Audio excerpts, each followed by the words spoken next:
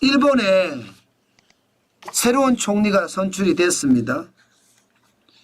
이시바 시게루라고 전 자민당 간사장이었습니다. 이분이 이제 총리가 돼서 다음 달이면 취임을 합니다. 총리로. 그러면 이시바 시게루 새로운 총리가 추진하는 경제정책 이시바노믹스는 과연 한국 경제에 독이 될까요? 아니면 약이 될까요? 일단 말입니다.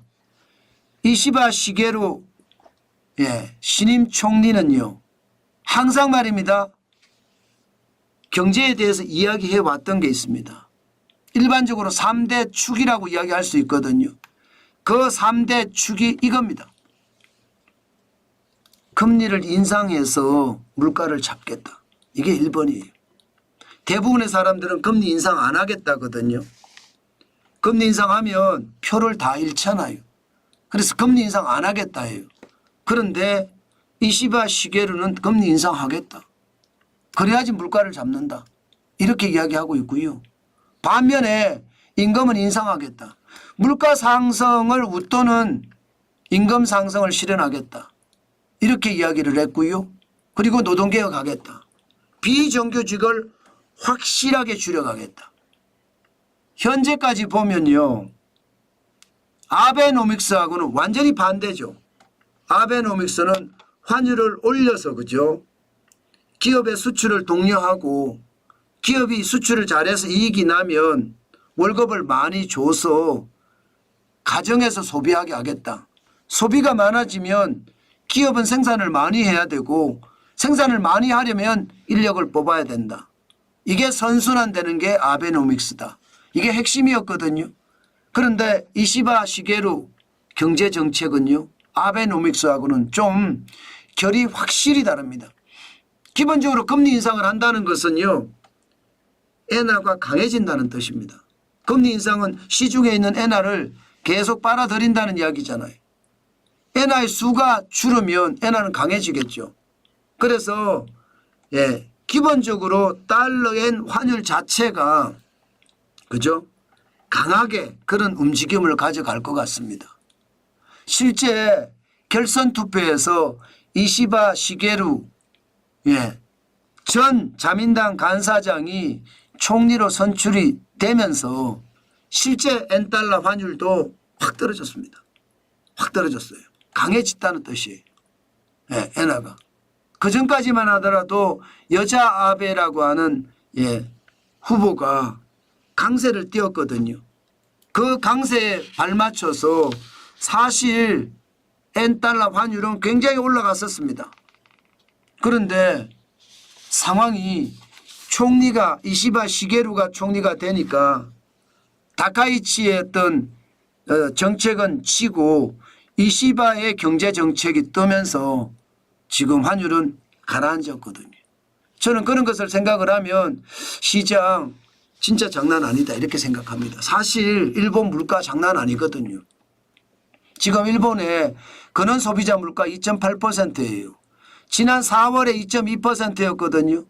5월, 6월, 7월, 8월 4개월 연속 올라가고 또 올라가고 있습니다. 2023년 1월에 4.2% 정도는 아니지만 이게 오랫동안 고물가로 간다는 것. 일본은요. 물가가 오르더라도 0점대 올랐습니다. 어떨 때는 물가가 떨어졌어요. 마이너스로 떨어지기도 했습니다. 일본의 소비자 물가가 그런 상태였거든. 그게 일본식 불황이라고 하는 디플레이션이거든요. 저성장, 저물가. 그게 만연했어요. 그런데 코로나 팬데믹 이후에 일본이 확 바뀌었습니다. 물가가 4.2% 올라가면 악소리가 아니라 못 버팁니다. 그런데 그게 지금 계속 물가가 올라가고 있잖아요. 이거 잡아야 되겠다. 이거 잡아야 되겠다. 근원 소비자 물가가 2.8%잖아요. 소비자 물가는 3%예요. 3%. 더 많이 올라가고 있습니다. 그러니까 아베노믹스 지금 생각할 겨를이 없는 거예요. 어떻게든 물가를 잡겠다. 금리를 올리겠다. 이렇게 되면 여러분 예상했던 것보다 일본의 기준금리는 빨리 올라갈 수 있습니다. 물론 통화정책을 총리가 이래라 저래라 할 수는 없습니다. 어느 나라나 중앙은행은 독립이 되어 있거든요. 미국도 중앙은행인 연방준비제도 독립되어 있잖아요. 제롬 파월 연방준비제도 의장은 누구 말도 안 듣잖아요. 일본도 마찬가지입니다. 우에다 카즈오 일본은행 총재 누구 말도 안 듣습니다. 우리나라도 마찬가지. 이창용 한국은행 총재 누구 말도 안 들었습니다. 독립이 되어 있거든요. 예. 그렇기 때문에 총리가 이래라 저래라 할 수는 없겠지만 기본적으로 총리의 정책 자체가 예, 기준금리 올려서 물가 잡겠다기 때문에 물가에 대한 어떤 공포감을 줄여주겠다 그런 생각이거든요. 그러면 금리를 올릴 겁니다. 10월에 올릴 수도 있습니다. 10월에 올릴 수도. 10월에 안 올리면 연내에 올릴 수도 있습니다. 저는 그것도 한번 봐야 되겠다 이렇게 생각을 합니다. 그만큼 말입니다. 예, 이시바 시게루 신임 총리의 경제 정책은요. 아베노믹스하고는 예, 확실하게 다른 길을 가고 있으니까 우리 경제에는요. 독이 아니라 약이 될 가능성이 좀 많습니다. 엔화가 강해진다는 것. 이것은요. 예, 수출 경쟁력에서 가격 경쟁력이 우리가 앞설 수 있다는 이야기거든요. 예, 게다가 기본적으로 예, 물가를 잡기 위해서 일본은 금리를 올린다고 하잖아요. 그게 예, 전체 어떤 흐름을 보면 시장에서는요. 이게 긴축을 통해서 경제를 살려가겠다. 이런 뜻이니까 한국 경제에는 그렇게 나쁘게 보이지는 않습니다. 그 외에 이시바 시게루 신임 총리의 정책을 보면 예, 한국에는 덕이 되는 게 더 많은 것 같아요. 기본적으로 이시바 시게루 신임 총리는요. 예, 이게 굉장히 온건파예요. 온건파. 내용도 보면 한일 관계에 전쟁 피해국이 납득할 때까지 사과하는 태도 보여야 이런 말을 쓰거든요. 그러니까 우리하고는 좀 예, 온건파로 보이고요. 외교 안보 쪽에서는 아시아판 나토 창설하겠다. 아마 이거는 창설이 될 가능성이 굉장히 큰 것 같아요. 근데 이게 문제가 좀 있을 거예요. 우리나라는 이게 뭐 친일하면서 난리를 치고 있잖아요. 아시아판 나토를 창설하더라도 한국 주둔하기는 쉽지 않아 보입니다. 그죠? 예, 헌법 개정도 하겠다는 거예요. 평화헌법 구조 개정해서 자위대를 국방군으로 바꾸겠다. 뭐 굉장히 이게 예, 우파적인 그런 생각이 굉장히 강하죠. 이런 부분은 또.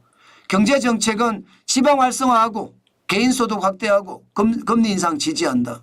원자에 대해서도 재가동하지만 신재생 에너지, 재생에너지 비중을 높이겠다. 전체적으로 보면 말입니다. 전체적으로 보면 기시다 총리, 기시다 내각하고 예, 이시바 내각하고 그렇게 크게 차이는 안 날 것 같습니다. 그렇게 되면 한국 경제에서도 뭐 최악의 상황은 가지 않을 겁니다. 대부분의 한일 관계는 순풍에 돛단듯 흘러가지 않겠느냐. 지금 현재까지는 그렇게 예상을 하고 있습니다.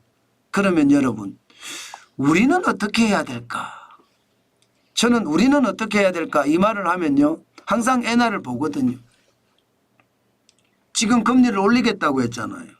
그러면 엔화가 강세가 된다는 뜻이잖아요. 엔화가 강세가 되면 원화환율은 어떻게 될까요? 원화도 같이 강세가 될까요? 지금 현재까지는 예, 위안화하고 연계가 돼서 강세가 되고 있긴 합니다만은 예, 엔화하고 같이 강세가 될 것 같지는 않습니다. 뭐 일부 있을 수는 있겠지만 위안 뭐 환율의 변수가 뭐 한두 가지가 아니니까요. 그렇지만 기본적으로는요. 원엔을 봤을 때는 엔화가 강세가 될 확률이 많습니다.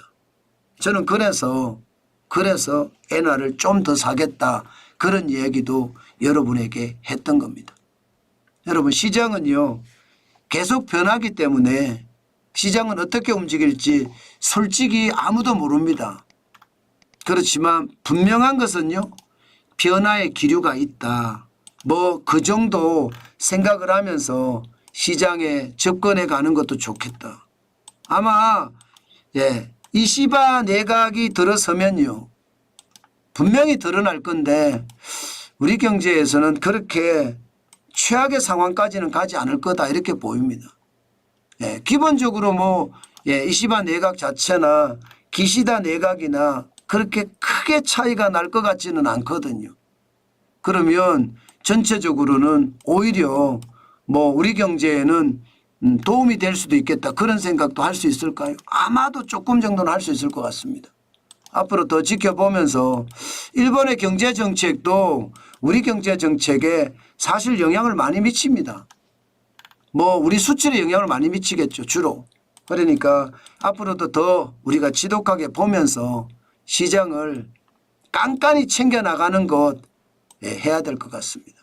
앞으로 이시바 내각이 어떤 식으로 출범을 해서 앞으로 어떤 식으로 경제 정책을 이끌고 나갈지 계속 주시를 하면서 시장을 지독하게 경계감을 가지고 보는 것 저는 여러분과 함께 하겠습니다. 저도 엔화를 많이 투자하기 때문에 당연히 그렇게 할 수밖에 없습니다. 당연히 그렇게 할 수밖에 없습니다.